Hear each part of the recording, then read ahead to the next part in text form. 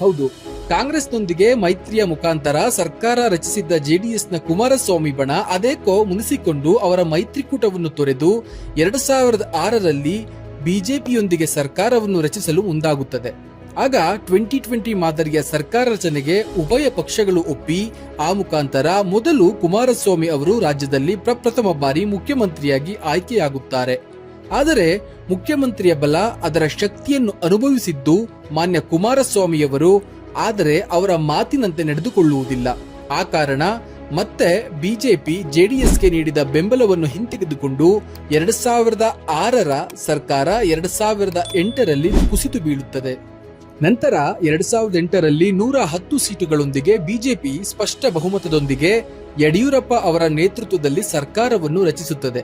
ಆ ಸಂದರ್ಭದಲ್ಲಿ ಕಾಂಗ್ರೆಸ್ 80 ಸೀಟುಗಳು ಮತ್ತು ಜೆಡಿಎಸ್ ಈ ಹಿಂದೆ ಇದ್ದ 58 ಸೀಟ್ಗಳಿಂದ ಬರೀ 28 ಸೀಟ್ಗಳಿಗೆ ಕುಸಿದು ಬೀಳುತ್ತದೆ. ಇದರಲ್ಲಿ ರಾಜಕಾರಣಿಗಳು ಅರ್ಥ ಮಾಡಿಕೊಳ್ಳಬೇಕಾದ ಪಾಠವೆಂದರೆ, ರಾಜಕಾರಣದಲ್ಲಿ ಅಧಿಕಾರಕ್ಕೋಸ್ಕರ ಸುಳ್ಳು, ಮೋಸ ನಡೆದಿದ್ದೇ ಆದರೆ ಮತದಾರ ಮಹಾಪ್ರಭು ಯಾವ ರೀತಿ ಪಾಠ ಕಲಿಸುತ್ತಾನೆ ಎನ್ನುವುದಕ್ಕೆ ಜೆಡಿಎಸ್ ಪಕ್ಷದ ಅಂದಿನ ಸ್ಥಿತಿ ಒಂದು ಸ್ಪಷ್ಟ ಉದಾಹರಣೆ.